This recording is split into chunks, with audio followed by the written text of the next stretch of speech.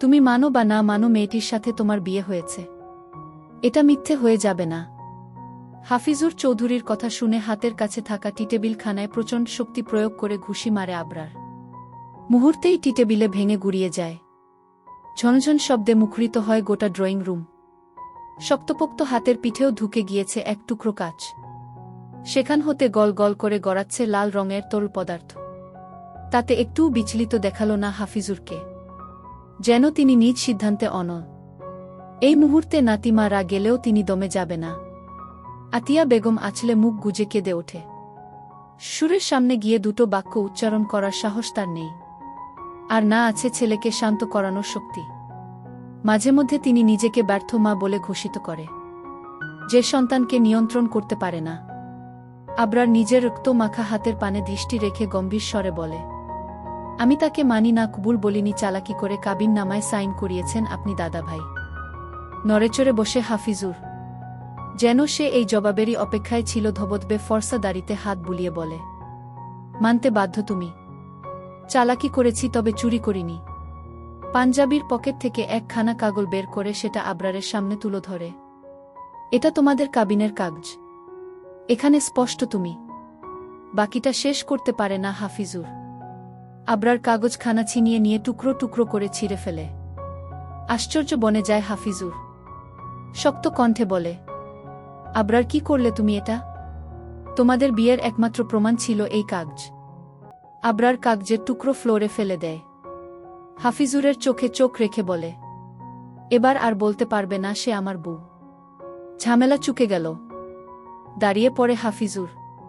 রাগান্বিত স্বরে বলে, মেয়েটিকে আমি আমার কাছেই রাখব, তোমার বউ পরিচয়ে। ঝামেলা চুকাতে দিব না। মানতেই হবে তোমার। বিয়েটা ছেলে খেলা নয়। আবরারও দাঁড়িয়ে পড়ে।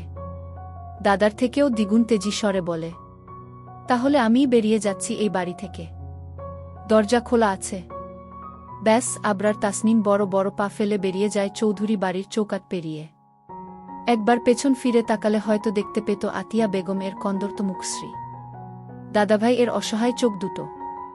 আবরার চোখের আড়াল হতেই হাফিজুর চৌধুরী ধপ করে বসে পড়ে সোফায়। এক হাত চোখের উপর রেখে হু হু করে কেঁদে ওঠে। কলিজা খানা তার পুড়ে যাচ্ছে। বুকে ব্যথা হচ্ছে। মৃত ছেলের একমাত্র স্মৃতি ছিল কলিজার টুকরো নাতি। ছেলে গত হয়েছেন 15 বছর হবে। তখন আবরারের বয়স ছিল 10 বছর। সেই থেকে হাফিজুর চৌধুরী দুই হাতে আগলে রেখেছেন আবরার আর তার মা আতিয়া বেগমকে। কখনোই এতটুকু দুঃখ তাদের পেতে দেয়নি। চাওয়ার আগেই হাজির করেছে প্রয়োজনীয় সকল কিছু। শুধুমাত্র বড় ছেলের বউ বাচ্চার সুবিধা অসুবিধার কথা চিন্তা করে ঢাকার শহরে গড়েছেন বিশাল অট্টালিকা। মেজ ছেলে এবং ছোট ছেলের সাথে সম্পর্কে ছিন্ন করেছেন। আতিয়া বেগম দৌড়ে আসে শ্বশুরের নিকট। হাঁটু মুড়ে বসে পড়ে পায়ের কাছে। সুরের হাত দুটো মুঠো করে ধরে অনুন্নয়ের সুরে বলে, বাবা, আবরারকে ফেরান। আমার ছেলে চলে যাচ্ছে। হাফিজুর আতিয়ার মাথায় হাত বুলিয়ে দেয়। ছেলের বুকে সান্ত্বনা দেওয়ার ভাষা তার নেই। শুধু দীর্ঘশ্বাস ফেলে বলে, যেদিন তার মনে হবে আমরা তার ক্ষতি করিনি, সেই দিন ঠিক চলে আসবে তোমার ছেলে। অপেক্ষা করো বুমা। সত্যিই কি তাই? 1 বছর, 2 বছর, 3 বছর, 4 বছর, 5 বছর, 6 বছর, 7 বছর, 8 বছর চলে গেল। আবরারের মনে হল না তার দাদা এবং মা তার ক্ষতি করেনি। 13 বছর বয়সী একটা মেয়ের সাথে তার জীবন জুড়ে দিয়ে ভুল করেনি, তাকে ঠকায়নি। 8 বছরে পাল্টে গিয়েছে অনেক কিছু। হাফিজুর চৌধুরী আর বেঁচে নেই। আবরারকে হারানোর শোকে বছর 2 পরেই পরলোক গমন করেছেন। হাসপাতালের বেডে মৃত্যুর সঙ্গে যখন পাঞ্জা লড়ছিল, তখন তার মেজ ছেলে, ছোট ছেলে এবং একমাত্র মেয়ে ছুটে এসেছিলেন সকল অভিমান ভুলে। ক্ষমা চেয়েছেন মৃত্যুর সঙ্গে পাঞ্জা লড়া বাবার পা জড়িয়ে। দম বের হওয়ার আগে হাফিজুর চৌধুরী অক্সিজেন মাস্ক খুলে শেষবার দুটো কথাই বলেছিলেন, শেষ বেলায় আবরারের মুখখানা দেখতে পারলাম না। আর তুলতুলকে তোমরা দেখে রেখো। আবরারের আমানত তোমাদের ভরসায় রেখে গেলাম। ঘুমের ঘোরে অনুভব করে ঠান্ডা একটা জিব্বা চেটে দিচ্ছে তুলতুলের গোটা মুখ, যেন জিব্বার মালিক জাগাতে চাইছে তাকে। ডিসেম্বরের মাঝামাঝি। হাড় কাঁপানো শীতে পড়েছে। এমন সময় সাধের ঘুমের ব্যাঘাত ঘটালে নিশ্চয় ভালো লাগবে না। তুলতুলেরও ভালো লাগল না। মুখখানা কম্বলের তলায় নিয়ে যেতে উদ্যত হয়। তবে জিব্বার মালিকের জন্য পারে না। সে যেন পণ করেছে বিরক্তির সর্বোচ্চ পর্যায়ে নিয়ে যাবে তুলতুলকে। পিটপিট করে চোখ খুলে তুলতুল কপাল কুঁচকে বলে, অ্যানি, ডোন্ট ডিস্টার্ব। বিড়ালটি মালিকের ঘুমঘুম কণ্ঠস্বর শুনে থামল। যেন সে বুঝতে পারল তার উপস্থিত টের পেয়েছে মালিক। আর জ্বালাতন করা ঠিক হবে না। তাই ভদ্র বাচ্চার মতো মালিক এর গা ঘেঁষে শুয়ে পড়ে। হাত পা নেড়ে ঘুমানোর প্রস্তুতি নেয়। মিউ মিউ আওয়াজ তুলে কিছু একটা বোঝালো, যেন তুলতুল পাশ ফিরে অ্যানির উপর একটা হাত রাখে। শান্ত হয় এবং মুহূর্তের মধ্যেই সেও ঘুমিয়ে পড়ে। কিছু সময়ের ব্যবধানে দুজনেই চিৎকার করে লাফিয়ে ওঠে, কেননা দুজনের মুখেই কেউ ঠান্ডা পানি ঢেলে দিয়েছে। অ্যানি এদিক ওদিক ছোটাছুটি করছে। ভীষণ ভয় পেয়েছে যে। তুলতুলেরও ভয়ে বুক কাঁপছে। গভীর ঘুমে ছিল, হঠাৎ পানির ঝাপটা সামলে উঠতে সময় লাগে। যখনই বুঝতে পারে সে এবং তার ছোট্ট অ্যানি ভিজে জবুতবু হয়ে গিয়েছে, তখনই বর্বর নয়নে সামনে তাকায়। তিথি কোমরে হাত দিয়ে দাঁড়িয়ে আছে। চোখে মুখে রাগের ছাপ স্পষ্ট। তুলতুল চোখ নামিয়ে শুকনো ঢোক গিলে। মুখসহ জামার কিছু অংশ ভিজে গিয়েছে। কম্বলখানা চুপচুপে ভেজা। অ্যানি ছোটাছুটি থামিয়েছে। ঠান্ডা লাগছে বোধহয়, তাই তুলতুলের কোলে এসে গুটিসুটি মেরে বসে পড়ে। তুলতুল নিজের কামিজের অংশ দিয়ে মুছিয়ে দিতে থাকে অ্যানির শরীর। এমনিতেই ঠান্ডা সহ্য হয় না তার, না জানি আবার অসুখ বাঁধিয়ে ফেলে। এহেম আদিক্ষেতা সহ্য না তিথির, তাই মুখ বাঁকিয়ে বলে, মেলোড্রামা শেষ হলে এবার উঠুন মহারানী। অনেক কাজ পড়ে আছে, কাজগুলো শেষ করে উদ্ধার করুন আমায়। তুলতুল অ্যানির শরীরে নজর রেখেই বলে, ডাকলেই পারতে। এভাবে ভিজিয়ে কেন দিলে? এবার শুকবে এই ভেজা কম্বল তোষক। তিথি ড্রেসিং টেবিলের সামনে গিয়ে দাঁড়িয়েছে ততক্ষণে। এলোমেলো জিনিসপত্র গুছিয়ে রাখতে রাখতে জবাব দেয়, আম্মু বলল না উঠলে পানি মারতে। তুই তো জানিস আমি আম্মুর কথা ফেলতে পারি না। তুলতুল পাল্টা কোনো কথা বলে না। এর সাথে কথা বললে কথা বাড়বে। এক পর্যায়ে ঝগড়া লেগে যাবে।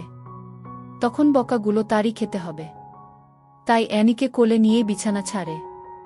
রুম থেকে বের হতে উদ্যত হলেই তিথি বলে ওঠে, তোর বিলাইকে লুকিয়ে রেখে যা, ভাইয়া আসছে বাড়িতে।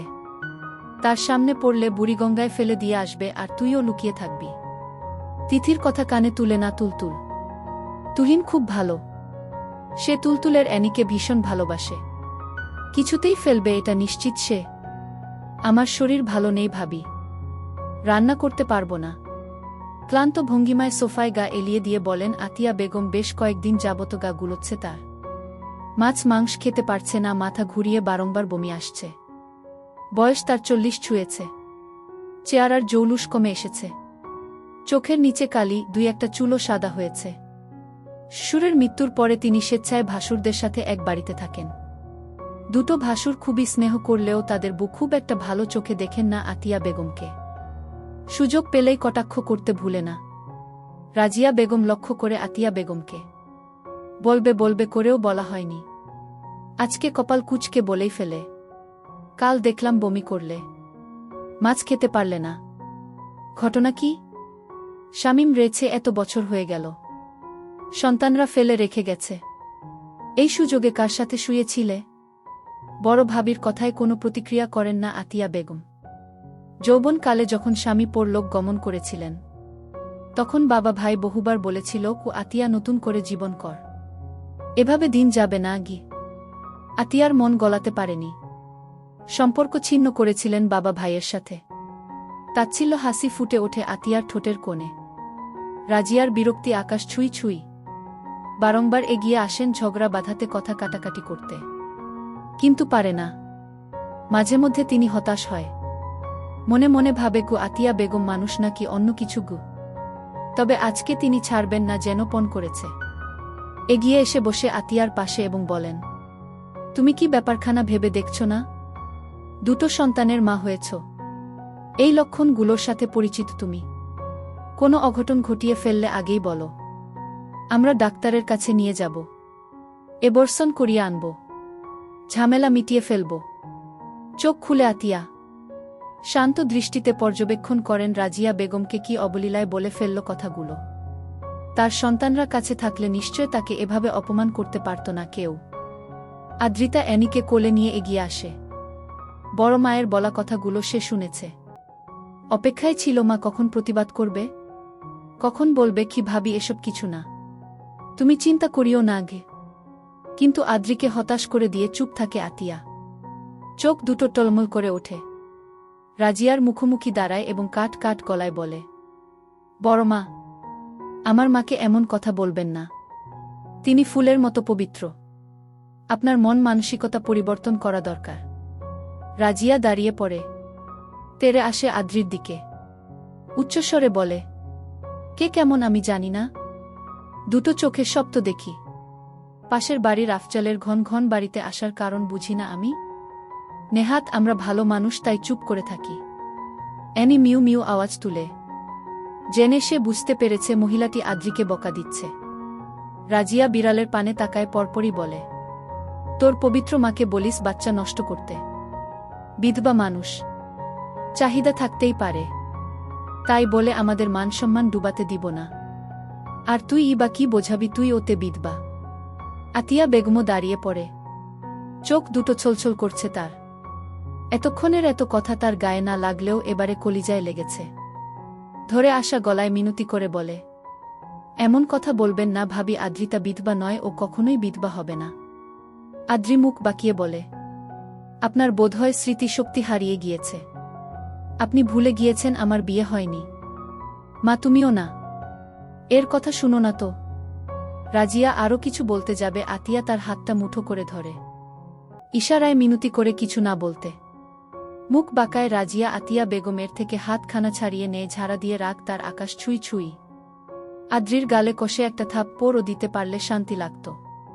সাহস কত তাকে বলে তার নাকি স্মৃতিশক্তি হারিয়েছে। তুই তোর মাকে নিয়ে বেরিয়ে যেতে পারিস না এই বাড়ি থেকে? আমাদের একটু শান্তি দিতে পারিস না?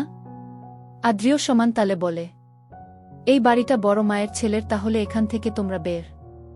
বাকিটা শেষ করার আগেই রাজিয়া বেগমের হাত উঠে যায় আদ্রির গালে। খুবই শক্ত একটা থাপ্পড়ে চুপ করিয়ে দেয়। মাথা ভনভন করছে আদ্রির।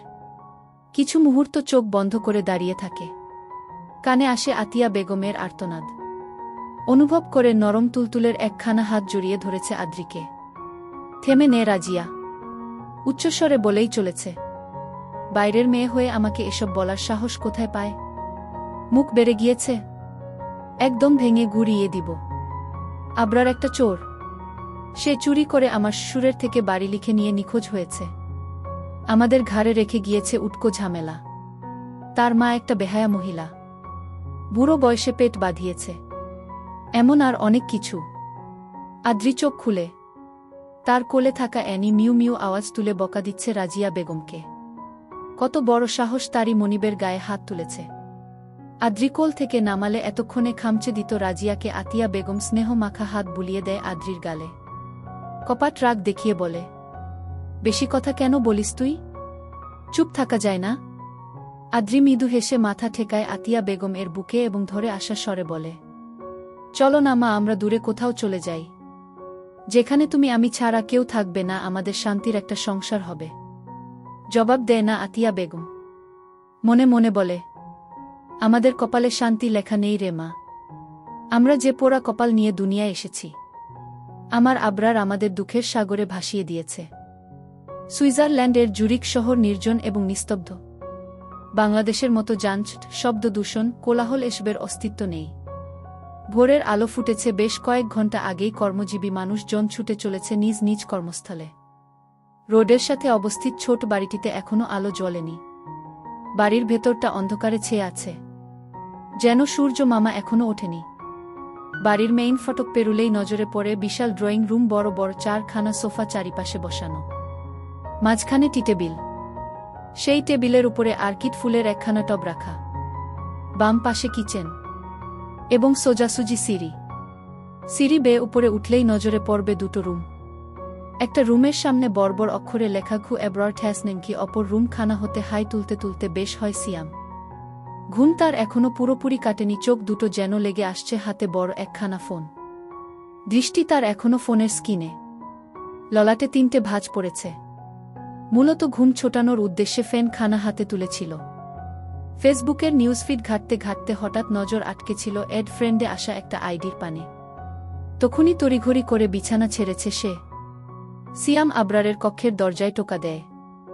দৃষ্টি পড়ে নেমপ্লেটের উপর। বিড়বিড় করে একবার নামখানা পড়ে নেয়। পরপরই মুখ বাঁকায়। শালা তোর নাম আবরার, সেটা আমরা জানি, আমাদের জানাতে হবে না। পরপরই আবারও টোকা দেয়। ভেতর হতে কোনো সাড়াশব্দ পাওয়া যায় না। বিরক্ত হয়ে সিয়াম দরজা ঠেলে ভেতরে ঢুকে পড়ে। ডান পাশে থাকা সুইচবোর্ডের বাটন টিপে রুমটা আলোকিত করে। কোমর অবধি কম্বল জড়িয়ে ঘুমিয়ে আছে আবরার। বড় বড় চুলগুলো এলোমেলো। 2 হাত ওপর দিকে দিয়েছে। ফর্সা বুকের কালো কয়লার ঠিক উপরে সাদা রঙের ব্যান্ডেজ জড়ানো, নাভির বাম পাশেও 1 টাইম ব্যান্ডেজ। কপালের রক্ত শুকিয়ে টানটান হয়ে আছে। সিয়াম এগিয়ে যায় আবরারের শরীর হতে, কম্বল টান মেরে নিয়ে নেয়, হাত বাড়িয়ে কাটা জায়গাগুলো ছুঁয়ে দেয় আলতো করে। পরপরই বলে, আবরার ব্রো, অহনা ছাড়াও তোর আরও একটা বোন আছে? আগে তো বলিসনি। কি কিউট রে, তোর বোন আন্টির সাথে পিকচার আপলোড করেছে ফেসবুকে। আবরার চোখ খুলে তাকায় সিয়ামের পানে, বা ভ্রুটা উঁচু করে। ব্যাস, সিয়াম বুঝতে পারে। কথা বলতে কি প্রবলেম তোর? সব সময় এমন ইশারা কেন করিস? মাঝে মধ্যে মনে হয় আমি তোর বউ বাচ্চাদের নিয়ে সময় কাটাচ্ছি। তোর জোর রোমাঞ্চ পেয়েছে তাই ইশারায় ডাকছিস কাছে যেতে। সিঙ্গেল লাইফে এমন ইশারা কতটা যন্ত্রণাদায়ক বুঝিস তুই? আবরার ধীরে সুস্থ উঠে বসে, বা হাতে চুলগুলো পেছনে ঠেলে হামি তুলে দেয়ালে টাঙানো ঘড়ির পানে নজর বুলিয়ে সময় দেখে নেয়। পরপর গম্ভীর স্বরে বলে, stop the drama and tell me what happened. Siam ধপ করে বসে পড়ে আবরারের পাশে ফোনখানা এগিয়ে দেয়। সেখানে স্পষ্ট দেখা যাচ্ছে আতিয়া বেগমের কাঁধে মাথা রেখে দূরে অবস্থিত সাগর দেখাচ্ছে একটা মেয়ে। নীল রঙের টপস এবং কালো জিন্স পরনে তার। গলায় ঝুলছে নীল রঙের ওড়না। লম্বা চুলগুলো হাঁটু ছাড়িয়ে গিয়েছে। আবরারের চোখ আটকায় ক্যাপশনে।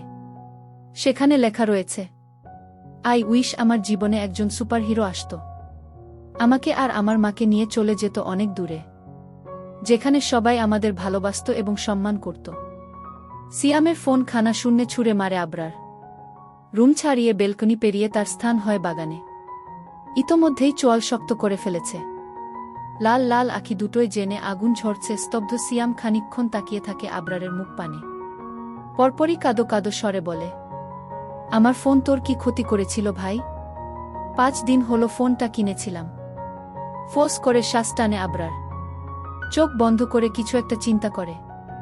তারপর খাটের পাশে থাকা টি-টেবিলের উপরে থাকা চার্জার হতে ফোন তুলে ব্যস্ত ভঙ্গিমায় কিছু করতে করতে সিয়ামকে আদেশের স্বরে বলে, 2 টিকেটের ব্যবস্থা কর ইমিডিয়েটলি। ফেনের শোক ভুলে চিন্তিত হয়ে পড়ে সিয়াম। পরপরই ঠোঁটের কোণে হাসি ফুটে ওঠে। বাই এনি চান্স আবরার কি তার জন্যই মেয়েটিকে এখানে আনার ব্যবস্থা করছে? তোর বোনকে এখানে আনবি? আগেই বলে রাখছি, তাকে কিন্তু আমি বিয়ে করব। প্রেম করব না। আবরার তাকায় সিয়ামের পানে। মুহূর্তেই সিয়াম এক দৌড়ে বেরিয়ে পড়ে রুম হতে। প্রথমে বাগানে যেতে হবে। ফোন খানা আস্ত থাকলেই হলো। আবরার বিড়বিড় করে আওড়ায়, আই উইল কিল হিম। তার সাহস হলো কি করল আমার আম্মুর পিকচার ফেসবুকে আপলোড দেওয়ার? অহনা কন্যা সন্তানের জননী হয়েছে। ফোনের স্ক্রিনে এক দৃষ্টিতে তাকিয়ে আছেন আতিয়া বেগম, তার সেই ছোট্ট মেয়ে, যে কি না সর্বক্ষণ মায়ের আঁচল ধরে ঘুর ঘুর করত। সেই মেয়েটি মা হয়েছে। চাঁদের মতো ফুটফুটে একটা বাচ্চা, সে হাত পা নেড়ে নেড়ে খেলছে। তারই পাশে ক্লান্ত ভঙ্গিমায় শুয়ে আছে আতিয়া বেগমের কলিজার টুকরো অহনা। বহু বছর হয়ে গেল মেয়েটাকে সামনে থেকে দেখা হয়। বুকে জড়িয়ে আদর করা হয় না। কলেজে উঠতেই সম্পর্কে জড়িয়েছিল, পরে সুইজারল্যান্ডের বাসিন্দা এক ছেলের সাথে বিয়ে করবে বলে সিদ্ধান্ত নেয়। তার সেই সিদ্ধান্ত হাফিজুর চৌধুরী কিংবা আতিয়া কেউই মেনে নেয় না। অগত্যা 18 বছর পেরুতেই সেই ছেলের সাথে পাড়ি জমায় সুইজারল্যান্ড। ভুলে যায় মা এবং দাদাকে। আতিয়া বেগম এর 2 সন্তান, দুজনই তার থেকে বহু বহু মাইল দূরে।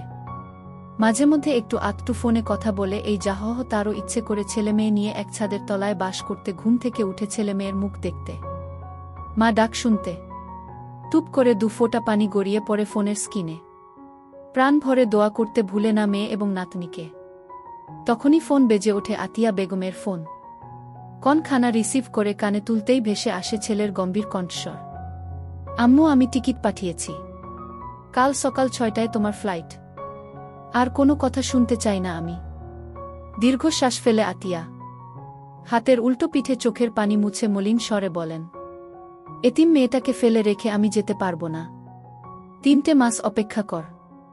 আদ্রির বাবা দেশে আসুক, তার কাছে মেয়েকে বুঝিয়ে দিয়ে আমি চলে যাব তোদের কাছে। ফাকিং সিম্প্যাথি বিড়বিড় করে আওড়ায় আবরার এবং বলে, 2টো টিকিট পাঠিয়েছি। একটু অবাক হয় আতিয়া বেগম, তার ছেলে 2টে টিকিট পাঠিয়েছে? ঠিক শুনল, আবরার আদ্রিকে নিতে চাচ্ছে তার কাছে।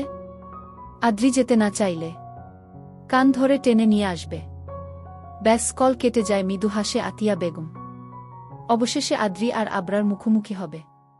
ভার্সিটির মাঠে 3 বান্ধবী এবং এক বন্ধুর সাথে বসে আছে আদ্রি। মনটা তার একদমই ভালো নেই। সর্বক্ষণ ঠোঁটের কোনো হাসি লেগে থাকা আদ্রির মুখটা আজকে মলিন। বকবকের রানী মুখে কুলুপ এঁটে আছে। শুভ ইতোমধ্যেই কয়েকবার আদ্রিকে খুঁচিয়েছে। কি হয়েছে জিজ্ঞেস করতে করতে ক্লান্ত সে।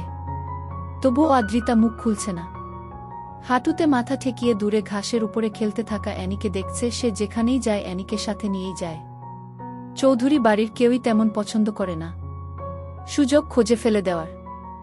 এই আদ্রি, ওই দেখ তোর আসিফ আদনান আসছে আমাদের দিকেই। চট করে মাথা তোলে সে। অনবরত দৃষ্টি ঘুরিয়ে এদিক ওদিক তাকায়। ভার্সিটির গেইটের ভেতরে ঢুকতে থাকা লম্বা এক যুবককে দেখে নিমিষেই মলিন ঠোঁটের কোণে হাসি ফুটে ওঠে। চুলের ভাঁজে হাত ঢুকিয়ে ঠিকঠাক করে নেয়। শুকনো ধোক গিলে মাশাআল্লাহ কু আওড়ায়। এই যুবককে ভালোবাসে আদ্রিতা একটু বেশি। তার শয়নের স্বপনে শুধু এই মানুষটিই রয়েছে। বলা বাহুল্য, এই মানুষটিকে দেখার জন্য ক্লাস ফাঁকি দিয়ে মাঠে বসে থাকে।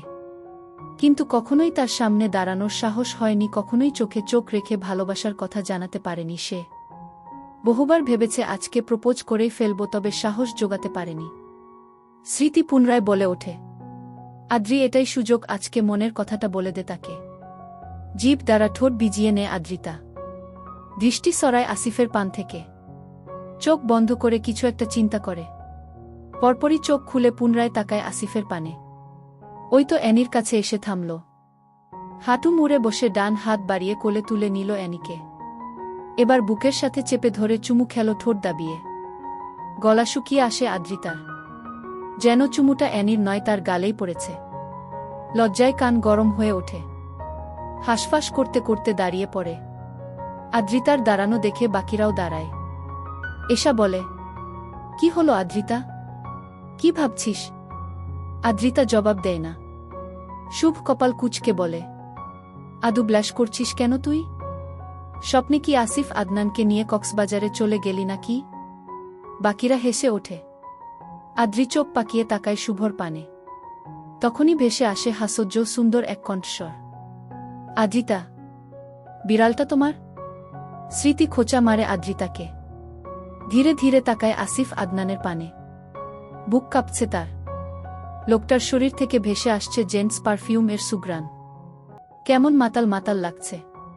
ইচ্ছে করছে সাদা পাঞ্জাবিতে নাক ডুবিয়ে সমস্ত ঘ্রাণ শুষে নিতে।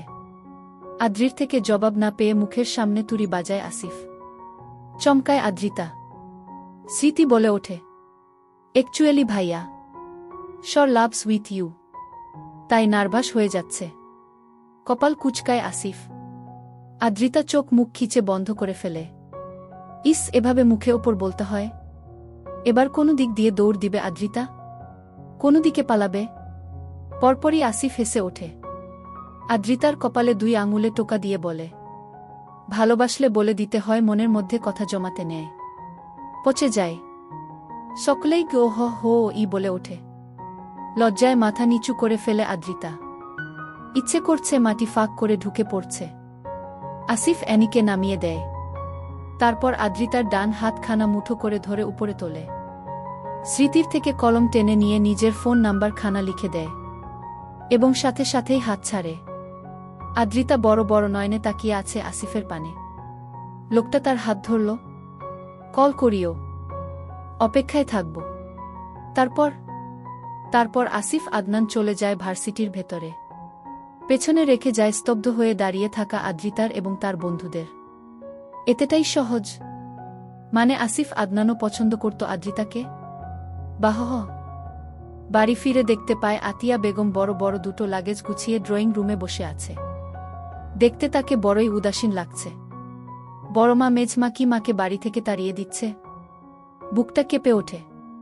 চিন্তিত আদ্রিতা এনিকে কোল থেকে নামিয়ে দৌড়ে গিয়ে বসে পড়ে আতিয়া বেগমের পাশে এবং দুই হাতে জড়িয়ে ধরে কাঁধে মাথা রেখে শুধায়, মা কোথায় যাচ্ছ তুমি? আমাকে কেন বললে না? আমি যাই আর একটু পরে আসতাম, তাহলে কি আমাকে রেখেই চলে যেতে? আতিয়া বেগম হাসে। আদ্রিতার হাতের উপর হাত রাখে। তোর জন্যই বসে আছি। তোকে নিয়ে যাব। কোথায়? সুইজারল্যান্ডে। ললাটে ভাঁজ পড়ে আদ্রিতার। ছেড়ে দে আতিয়াকে। কেন? তোমার ছেলের কাছে? অহনার বাবু হয়েছে দেখতে। কতদিন থাকব? 10-15 দিন। সত্যি তো? হুমম, এখন যা, চট করে জামা পাল্টে আয়। হুম। আদ্রিতা উঠে পড়ে। কয়েক পা এগোতেই অ্যানির কথা মনে পড়ে। সে চলে গেলে অ্যানিকে রেখে যাবে কার কাছে? মুহূর্তেই পেছন ঘুরে প্রশ্ন করে, মা অ্যানি? সেও যাচ্ছে আমাদের সাথে। আদ্রিতার খুশি আর দেখে কে? সে নাচতে নাচতে চলে যায় রুমে। হাতের নাম্বার খানা খাতায় লিখে ফেলে, তারপর বিছানায় তাকাতেই দেখতে পায় তার জামাকাপড় রাখা সেখানে। মাঝে মধ্যে আদ্রিতার মন নয় আতিয়া বেগমকে কয়েকটা চুমু দিতে। এই মানুষটা এত ভালো কেন? এই যে আদ্রিতার পরনের জামাকাপড়ও ঠিক করে রেখেছে। মনে মনে মাকে হাজারবার ভালোবাসি ভালোবাসি বলতে বলতে ওয়াশরুমে ঢুকে পড়ে। মিনিট 10 মতো সময় নিয়ে তৈরি হয়ে নেয় এবং অ্যানিকেও তৈরি করায়। অনবরত বেজে চলেছে কলিং বেল। বিরক্তিতে চোখ মুখ কুঁচকে ফেলে আবরার। মনিটরে চলছে ইংলিশ মুভি। অতি মনোযোগ সহকারে মুভির মজা উপভোগ করছিল সে। মনিটরে মুভি পজ করে খাট হতে নেমে পড়ে। শক্তপোক্ত হাতে এলোমেলো চুলগুলো ঠিক করতে করতে কক্ষ হতে বের হয়, ততক্ষণে সিয়াম দরজা খুলে দিয়েছে। একে একে ভেতরে ঢুকে পড়েছে 4 জন পুরুষ। এরা আবরারের বন্ধু। নিহান, আমান, ইভান, আহাদ। তারা ভেতরে ঢুকে একটুও নীরব নেই। প্রথমেই সিয়ামকে চেংদোলা করে ধরেছে এবং একের পর এক প্রশ্ন করে যাচ্ছে। মূলত প্রশ্নের সঠিক জবাব না পেলে তাকে নামানো হবে না। সিয়াম চিল্লিয়ে ওঠে এবং বলে, আবরারের বোনকে পছন্দ হয়েছে আমার, এবং আবরার শুধুমাত্র আমার জন্য ওর বোনকে সুইজারল্যান্ড আনছে। এই তো আর 2 ঘন্টা পরেই ল্যান্ড করবে। সিয়ামকে সোফায় শুইয়ে দেয় ওরা। ঘণ্টা খানিক আগে ওদের চ্যাট গ্রুপে সিয়াম বলেছে, গাইস, আবরার আমাকে ভীষণ ভালোবাসে গি। ব্যাস এইটুকুই। মুহূর্তে ওরা যে যার কাজ ফেলে ছুটে এসেছে আবরারের বাসায় রহস্য উদ্ঘাটন করতে। আবরার ওদের কার্যকলাপ সবটাই দেখে। পরপরই হাত ঘড়িতে নজর রাখে। 3:04। এয়ারপোর্টের উদ্দেশ্যে এখনই বেরিয়ে পড়তে হবে। লং জার্নি করার অভ্যাস নেই আদ্রিতার। আর প্লেন ভ্রমণ তো এই প্রথমবার। অনেক এক্সাইটেড ছিল। ভেবেছিল মেঘ দেখতে দেখতে পৌঁছে যাবে সুইজারল্যান্ড। কিন্তু গোটা জার্নি ঘুমিয়েই পার করেছে। প্লেন ল্যান্ড করার পরপরই ঘুম ছুটেছে এবং তখন থেকেই আক্ষেপ করছে। লাগেজ হাতে পাওয়ার পরে সেটা সংগ্রহণ করে এগোতেই দেখা মেলে আবরারের। দেখেছেন আতিয়া বেগম। আদ্রিতার সেদিকে খেয়াল নেই। সে ব্যস্ত এনিকে এয়ারপোর্ট দেখাতে। ইসরে অ্যানি, যদি তোর বাবা আসিফ আদনানের সাথে এখানে আসতে পারতাম, তাহলে তোর জন্য নতুন একটা ভাই বোন নিয়ে ফিরতে পারতাম। কথাটা বেশ জোরেই বলেছে এবং কথা শেষ হওয়ার পর মুহূর্তেই ধাক্কা খায় শক্তপোক্ত কিছুর সাথে। বিরক্ত আদ্রিতা কপাল কুঁচকে তাকায়। মুহূর্তেই আঁখি পল্লব বড় বড় হয়ে যায়। এটা কি রে ভাই? এত লম্বা মানুষ হয় আর এভাবে কেন তাকাচ্ছে? ধাক্কা খেলার বলে? বাপ রে বাপ, এমন ভাবে তাকিয়েছে যেন আদ্রিতাকে কাঁচা গিলে খাবে, একটুও ঢেকুর তুলবে না। দৈত্য যেন কোনো একটা। শুকনো ধোক গিলে আদ্রিতা পাশে তাকাতেই দেখতে পায় আতিয়া বেগম দৈত্যটার হাত জড়িয়ে কাঁদছে। চতুর আদ্রিতা বুঝে ফেলে এটুই হচ্ছে আবরার তাসনিম। তাই সে একটু হাসার চেষ্টা করে এক হাত কপালে তুলো সেলুট করার পরে করে বলে, আসসালামু আলাইকুম বড় ভাই। ভালো আছেন? আমিও ভালো আছি। শরীর ভালো তো? আমারও ভালো। তাহলে চলুন যাই। বলতে বলতে আবরারকে পাশ কাটিয়ে চলে যায়। আবরার বিড়বিড় করে আওড়ায়, উ আসিফ আদনান উ। আতিয়া বেগম এয়ারপোর্ট থেকেই হাসপাতালের উদ্দেশ্যে বেরুবে। আদ্রিতাও যেতে চেয়েছিল, তবে আতিয়া বেগম সাথে নিতে নারাজ। এমনিতেই দুর্বল, এখন হাসপাতালে গেলে খুঁজেই পাওয়া যাবে না। অহনার হাজব্যান্ড নিতে এসেছে ওনাকে। আদ্রিতার মাথায় হাত বুলিয়ে কপালে চুমু খায় আতিয়া বেগম। বিরক্তিতে চোখ মুখ কুঁচকে হাত ঘড়িতে সময় দেখে নেয় এবং বলে, মেলোড্রামা শেষ হবে কখন? আদ্রিতা ভেংচি কাটে। কি রে ভাই, এভাবে গম্ভীর স্বরে বলার কি হলো? স্বাভাবিক কণ্ঠে বলা যেত না, গি আম্মু তোমাদের আলাপ শেষ হলে এবার যাও, সন্ধ্যা হয়ে আসছে গু। উজবুক একটা। আদ্রিতা ভেবে পায় না তার মতো এত কিউট ইনোসেন্ট মিষ্টি মেয়ের ভাই এমন তার কাটা গোমরামুখ ভাল্লুক কি করে হলো? অবশ্য হবে নাই বা কেন? সে তো আপন ভাই না, খালাতো ভাই। আতিয়া বেগম আবরারের হাত ধরে বলে, ওকে দেখে শুনে নিয়ে যাস। আদ্রিতার সাথে সাথেই ঘোর প্রতিবাদের সুরে বলে, মা আমাকে দেখে নিতে হবে না, আমি বড় হয়ে গিয়েছি, নিজেই দেখে শুনে যেতে পারব। চোখ রাঙায় আতিয়া বেগম। একটু কেয়ার করে আদ্রিতা। আবরার ভ্রু বাঁকিয়ে এক পলক তাকায় এবং সাথে সাথেই দৃষ্টি সরিয়ে ফেলে। অতঃপর আতিয়া বেগম গাড়িতে উঠে বসে শেষবার হুঁশিয়ার করে আদ্রিতাকে এবং আবরারকে। মুহূর্তেই শো করে চলে গেল গাড়ি। গাল ফুলিয়ে সেদিকেই তাকিয়ে থাকে আদ্রিতা। রাস্তাঘাট বড্ড পরিষ্কার পরিচ্ছন্ন, কোনো জ্যাম নেই, নিরিবিলিতে গাড়ি চলাচল করছে। আদ্রিতা মনে মনে বল, যতটা ভেবেছিলাম ততটাও উন্নতি করতে পারেনি দেশটা। বাংলাদেশে কত গাড়ি, এত এত গাড়ির ঠেলায় রাস্তা ব্লক হয়ে থাকে, আর এই দেশে রাস্তাঘাটে তেমন গাড়িই নাই, গাড়ির উৎপাদন কম। ধুরোর কোথায় এসে পড়লাম, জ্যাম এর মজা উপভোগ করতে পারব না। ভাবতে ভাবতেই তার আরেকটা বিষয় খেয়াল হয়, তাকে কেউ ভালোবাসে না। কেউ মানে কেউই না। ভালোবাসলে মা নিশ্চয় তাকে একা ফেলে চলে যেতে পারত না। হতাশ আদ্রিতা এনির পানে তাকায়। সে আপাতত কুটুর কুটুর নয়নে চারিপাশটা পর্যবেক্ষণ করছে। মনে মনে বোধহয় বলছে, মাম্মাম তুমি আমাকে নিয়ে কোথায় চলে আসলে? এই বিড়ালটা আদ্রিতাকে এনে দিয়েছিল তার বাবা আসাদুল ইসলাম।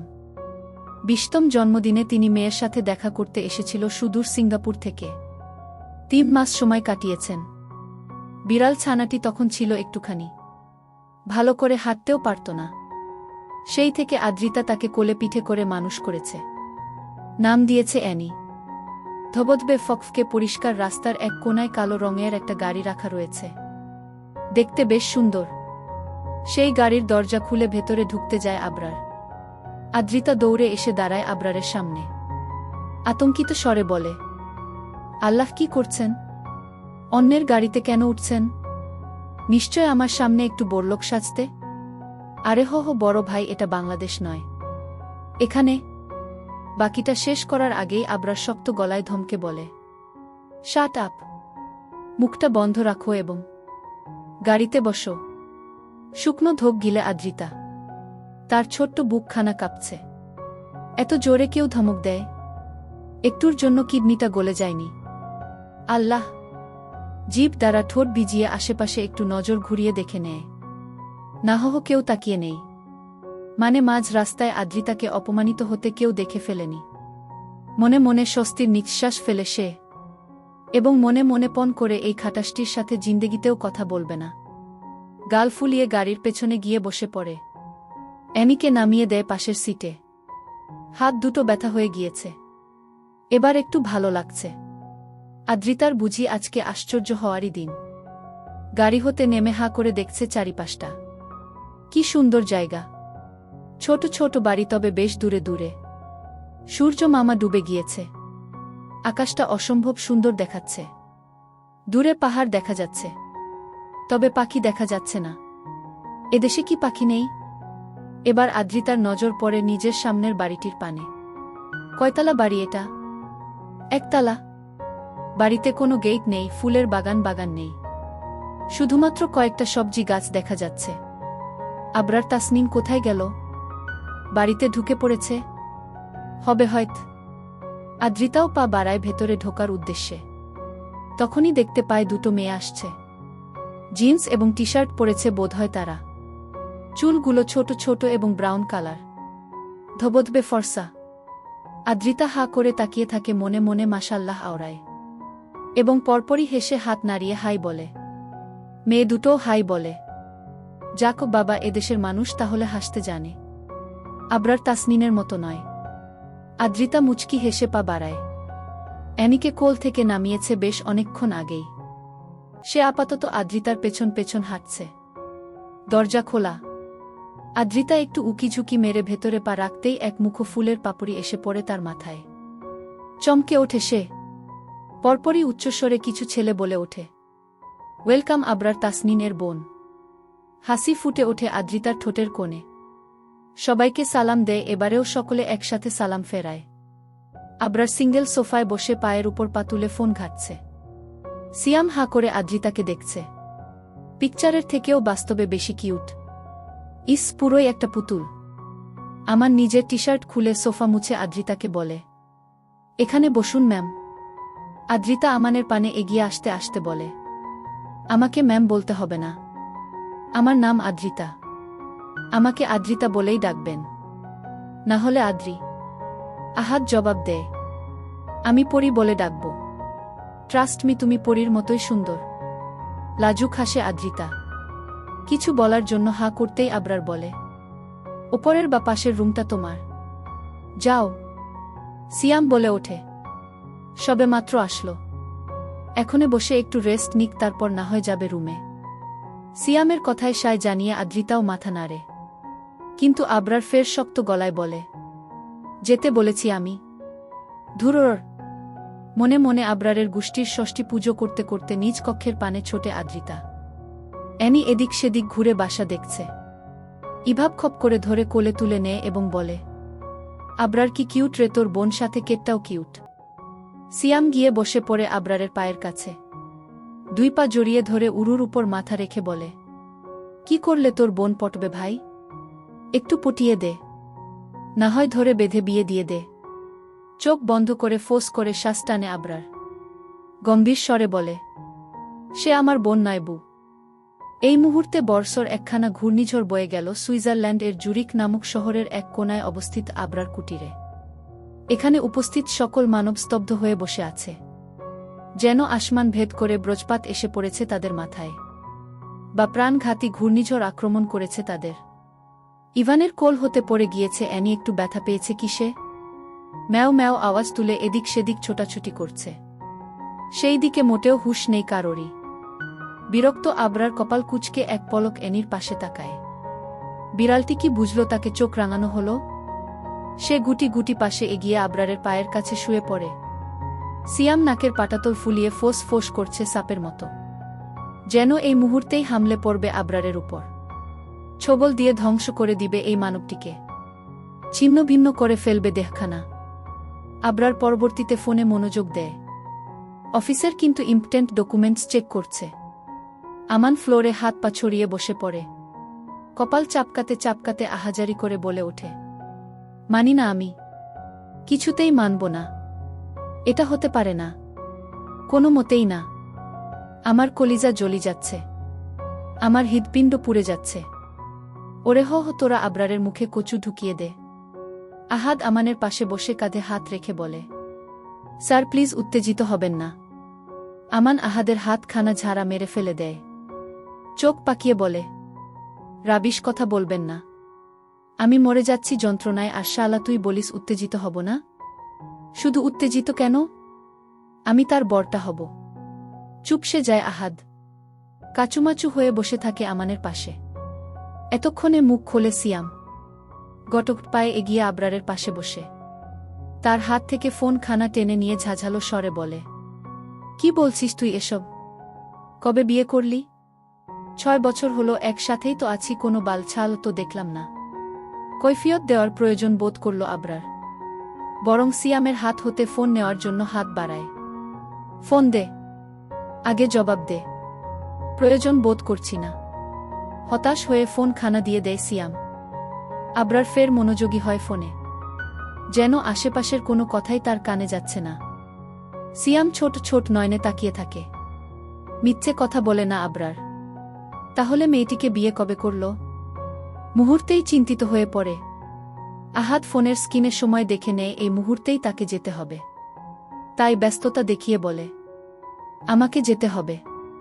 আসছি। হ্যাঁ, কালকে আবরারের ক্লাস নিব। বিয়ের ভুল ছোটাবো ঘাড় হতে। পরপর আমানও বলে তারও যেতে হবে। একে একে সকলেই প্রস্থান করে।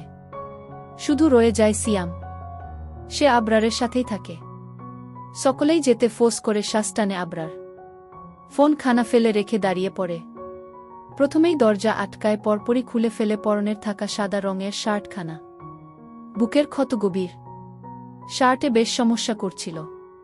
সিয়াম এখনও তাকিয়ে আছে আবরারের পানে। যতক্ষণ না গোটা ঘটনা খুলে না বলবে ততক্ষণ সে দৃষ্টি সরাবে না, এটা জানা আবরারের। তাই কিনেছে ঢুকতে ঢুকতে বলে, মেবি 2015 সাল ছিল। ওই মেয়েটার আম্মু মারা যায়, তখন দাদুভাই রেজিস্ট্রি পেপারে সাইন করিয়েছিল আমাকে দিয়ে। ব্যাস। সিয়ামের কপালে ভাঁজ পড়ে। মানে কি? সেই অনেক অনেক অনেক আগের বিয়ে। আবরার নিজ বক্তব্য শেষ করে রান্নার প্রসেসিং শুরু করে দিয়েছে। ব্যস্ত ভঙ্গিমায় প্রথমে ফ্রিজ থেকে মাংস বের করল, সেটা পানিতে ভিজিয়ে পেঁয়াজ কাটার প্রস্তুতি নিয়ে ফেলেছে। সিয়াম বড় বড় পা ফেলে কিচেনে ঢোকে এবং আবরারের পাশে বসে পড়ে। গালে হাত দিয়ে বলে, আই গ্রেস মেয়েটিকে তোর পছন্দ না? তুই তাকে ডিভোর্স দিতে চাস? খচখচ আওয়াজ তুলে পেঁয়াজ কাটতে কাটতে আবরার জবাব দেয়, that's none of your business. ধুরো, সহজ কথা সহজভাবে জবাব দিতে পারিস না? দেখ ভাই, তাকে আমার ভালো লাগে, ভীষণ ভালো লাগে। একটা পুতুল সে। তুই তাকে পছন্দ করিস না, তাছাড়া তোদের বিয়েরও কোনো ঠিক ঠিকানা নেই। ভাই, আমাকে ওকে দিয়ে দে। আই প্রমিস বুকের ভেতরে আগলে রাখব। Trust me. জবাব দেয় না আবরার। একটু বিচলিত হয় না। চুপচাপ নিজের কাজ করতে থাকে। বিরক্ত হয় সিয়াম। তবে এইটুকু বুঝেছে আবরার মেয়েটিকে শূন্য ও পছন্দ করে না। মনে মনে বেশ খুশি হয়। ভাই, তোর তখন লজ্জা লাগলো না এইটুকুনি মেয়েকে বিয়ে করতে? তুই কোনোভাবে বিয়েটা আটকাতে পারতিস। রীতিমতো শিশু নির্যাতন করেছিস তুই। তোর নামে মামলা করব আমি, হাঁচতে পুরব, জেলের ভাত খাওয়াবো। বেশ জোরেই কথাগুলো বলেছে সিয়াম। অ্যানির খোঁজে নিচে নেমেছে আদ্রিতা। তাই সিয়ামের শেষের কথাগুলো শুনে ফেলেছে। মুহূর্তেই বড় বড় পা ফেলে কিচেনে প্রবেশ করে খুশি হয়ে সিয়াম এর পাশে দাঁড়িয়ে বলে, হ্যাঁ হ্যাঁ, চলুন থানায় করে আসি মামলা। শুভ কাজে দেরি করতে নেই। আমি আছি আপনার পাশে। ওনাকে হাজতে রেখে এসে আমরা বারবিকিউ পার্টি করব। আবরার ঘাড় বাঁকিয়ে তাকায় আদ্রিতার পানে। সদ্য গোসল করেছে বোধহয়। লম্বা চুলগুলো বাঁধন ছাড়া করে রেখেছে। ঘন কালো চুলগুলো ছড়িয়ে ছিটিয়ে আছে গোটা পিঠ জুড়ে। ভীষণ সিদ্ধ লাগছে। সিয়ার হা করে খানিকক্ষণ তাকিয়ে থাকে। চোখের পলক পড়ছে না যেন। একটু চেপে দাঁড়ায় আদ্রিতার দিকে। আনমনে বলে ওঠে, ভীষণ সুন্দর তুমি আদ্রিতা, ঠিক যেন পরি। আদ্রিতার কানে সিয়ামের কথাগুলো বোধহয় ঢুকল না। কেননা ততক্ষণে তার নজর পড়েছে আবরারের প্রশস্ত বাহুতে। নির্লজ্জ লোক কথাকার। বাড়িতে একটা নাদুস ছোট মেয়ে আছে, তারপরও খালি গায়ে নাচছে। চরিত্রহীন। নিজ ভাবনার মাঝেই শুনতে পায় লোকটার সেই চিরচেনা গম্ভীর কণ্ঠস্বর। কি চাই এখানে? নড়েচড়ে দাঁড়ায় আদ্রিতা। সিয়ামও দৃষ্টি ফিরিয়ে নেয়। শুকনো ধোক গিলে আদ্রিতা মুখ বাঁকিয়ে জবাব দেয়, কিছু চাই না, এমনি এসেছি। সারাক্ষণ রুমে বসে থাকতে পারি না আমি।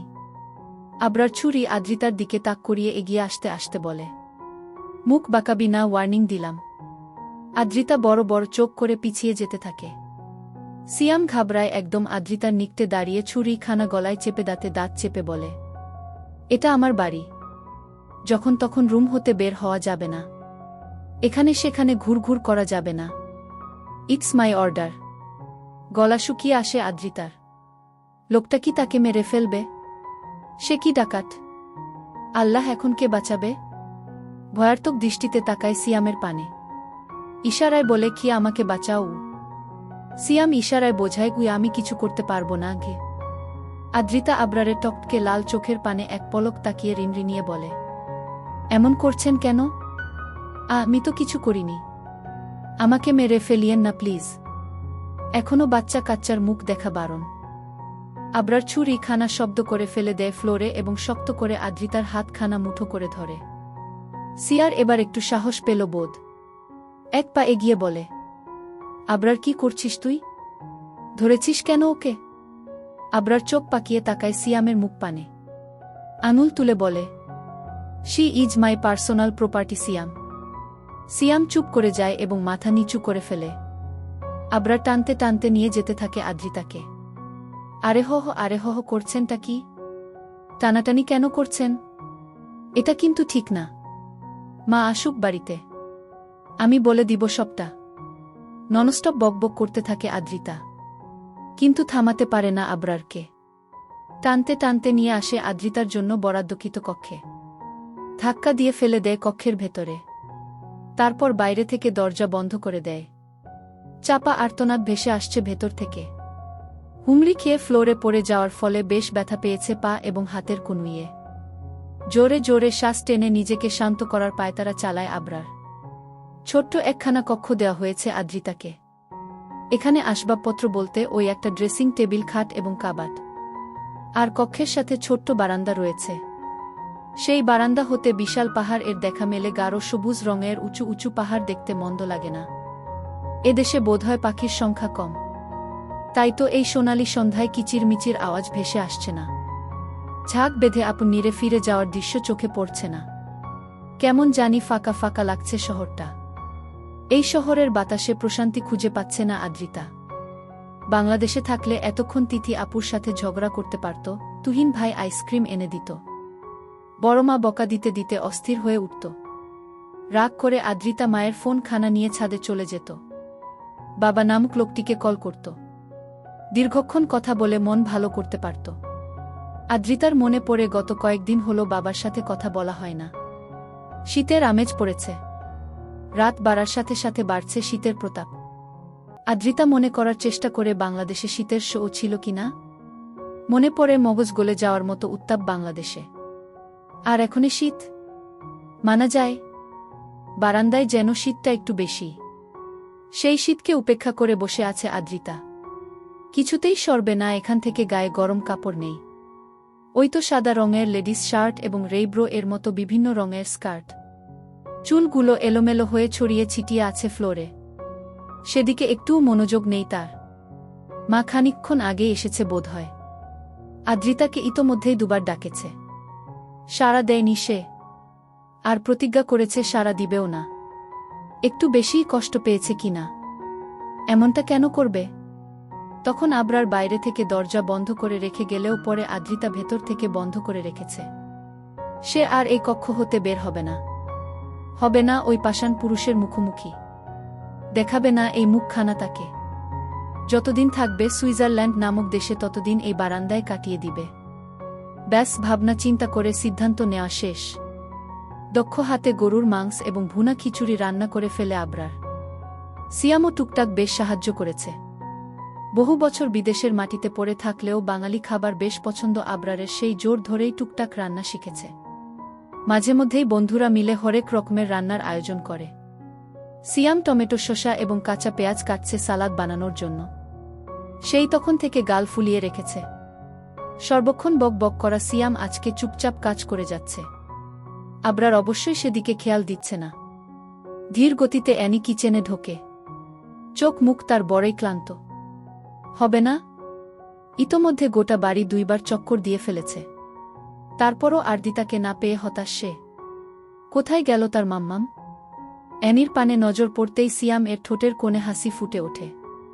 ছুরি খানা নামিয়ে টি-শার্টেই হাত মুছে নেয়।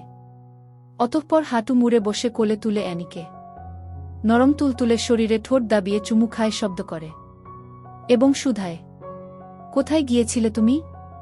তোমার বিরহে আমি আধমরা হয়ে যাচ্ছিলাম। বিড়াল ছানাটি বেশ বিরক্ত। সে অপরিচিত মানুষের কোলে উঠতে চায় না, তার উপর আবার চুমু। সিয়ামের থেকে ছাড়া পাওয়ার জন্য ছোটাছুটি করে ওঠে। মিউ মিউ আওয়াজ তুলে ছেড়ে দিতে বলে। তবে সিয়াম ছাড়ে না, বরং আরও একখানা চুমু খেয়ে বলে, ওরে হো শালা, কোলে থাক, তোর মায়ের কাছে নিয়ে যাব। বলেই দাঁড়িয়ে পড়ে। আবরারকে উদ্দেশ্য করে বলে, ব্রো, টমেটো এক পিচ কেটেছি, বাকিগুলো তুই কেটে নিস, আমি আদ্রিকে ডেকে আনি। ঠিক আছে। বড় বড় পা ফেলে কিচেন ত্যাগ করে সিয়াম। আবরারের কোনো ভাবান্তর হয় না। সে নিজ গতিতে কাজ করে যাচ্ছে। যেন সিয়ামের কথা শুনতেই পায়নি। অহনা এবং তার বাচ্চাকে সাথে করে এনেছে আতিয়া বেগম। এই মুহূর্তে কিছুতেই মেয়েকে শ্বশুর বাড়ি যেতে দেবেন না মা। আর শাশুড়ি কি এক হলো? মায়ের মতো আদর যত্ন কখনোই শাশুড়ি করতে পারবে না। আবরার ছোট ছোট নয়নে বোন এবং বাচ্চাটিকে দেখছে। 5 দিন হলো বাচ্চাটি দুনিয়াতে এসেছে, অথচ একবারও আবরার হাসপাতালে যায়নি দেখতে। ওর সব বন্ধুই গিয়েছিল। সিয়ার 3 রাত্রি হাসপাতালে কাটিয়েছে। এমনকি অহনাকে হাসপাতালে সিয়ামই নিয়ে গিয়েছিল। ড্রয়িং রুমের সোফায় বসে আছে অহনা, তার কোলে ছোট্ট ছানাটি, যে হাত পা নেড়ে খেলছে। আতিয়া বেগম ব্যস্ত ভঙ্গিমায় কিচেনে খাবার বানাচ্ছে অহনার জন্য। আবরারের রান্না করা গরুর মাংস ভুনা খিচুড়ি খাওয়া বারণ অহনার। সিয়াম আদ্রিতার কক্ষের সামনে গিয়ে দাঁড়ায়, 2 বার টোকা দেয়। কোনো রেসপন্স না পেয়ে শুকনো কাশি দিয়ে গলা পরিষ্কার করে নেয়। তারপর নরম স্বরে বলে, আদ্রি, অহনা এসেছে তার ছানা নিয়ে। কি যে কিউট, তুমি কোলে নিবে? অভিমানী আদ্রিতার অভিমান গলে জল হয়ে যায়। ছোট্ট বাচ্চা তার বড়ই ভালো লাগে। বাংলাদেশে তাদের পাশের ফ্ল্যাটে একটা বাচ্চা ছিল। আদ্রি সদা গিয়ে সেই বাড়িতে বসে থাকত, বাবুকে কোলে নিত। এর জন্য কম বকা খেতে হয়নি তাকে। আর আজকে নিজ বাড়িতেই একখানা ছানার আবির্ভাব হয়েছে। আর আদ্রিতা কি না তাকে কোলে নিবে না? এটা হতে পারে? বারান্দা হতে উঠে এক দৌড়ে দরজার পাশে এসে দাঁড়ায়। শিওর হওয়ার জন্য বলে, মিথ্যে বলছেন না তো? একদম না, সিয়াম কখনো মিথ্যে বলে না, সদা সর্বদাই সত্য বলে। তাই তো আমাকে সবাই ভালোবেসে সত্যেন্দ্রনাথ ভালু বলে ডাকে। আদ্রিতা দরজা খোলে। সিয়ামের পানে তাকিয়ে মুচকি হাসে। অ্যানি আদ্রিতাকে দেখতে পেয়েই মিউ মিউ আওয়াজ তুলে হাত এগিয়ে দেয়, যেন শত শত বছর পরে দেখা মিলেছে মায়ের। আদ্রিতা তাকে কোলে নেয়, মাথায় পরপর কয়েকটা চুমু খেয়ে এগিয়ে যায় ড্রয়িং রুমের পানে। সিয়াম মাথা চুলকে বিড়বিড় করে বলে, প্রেমে পড়েছে মন, প্রেমে পড়েছে। অচেন্স এক মানুষ আমায় পাগল করেছে। অহনা এক পলক তাকায় আবরারের পানে। বড়ই আশা ছিল তার আবরার এগিয়ে আসবে, বাবুকে কোলে নিবে, অহনাকে জিজ্ঞেস করবে কেমন আছিস। কিন্তু সেসব কিছুই হয় না। পাষাণ আবরার বোন ভাগিনীকে এড়িয়ে নিজ কক্ষের পানে অগ্রসর হয়। আখি পল্লব ভিজে ওঠে অহনার। কি করেছে সে? কেন এত দূরত্ব তাদের 2 ভাই বোনের মধ্যে? অনেক ভেবেও বুঝতে পারে না তার দোষটা কোথায়। আবরার তো ছোট থেকেই এমন। বাবা মা বোন কারোর প্রতিই তার তেমন টান ছিল না। আল্লাহ তাকে হার্টলেস বানিয়েছে হয়তো। আদ্রিতা ঝড়ের গতিতে এগিয়ে এসে অহনার পাশে বসে বাবুর পানে তাকিয়ে এক গাল হেসে বলে, আসসালামু আলাইকুম আপু, ভালো আছেন? আমি আদ্রিতা, চিনেছেন আমায়? অহনা মৃদু হাসে, ওয়ালাইকুম আসসালামু, চিনেছি তোমায়। বাবুকে একটু কোলে নিবেন? আমি হ্যান্ডওয়াশ দিয়ে হাত ধুয়ে এসেছি। অহনা আদ্রিতার কোলে দেয় বাবুকে। সে কি খুশি আদ্রিতাকে। একটু পরপরই চুমু খাচ্ছে বাবুর মাথায়, হাতে, গালে, নাকে এবং খিল খিল করে হেসে উঠছে।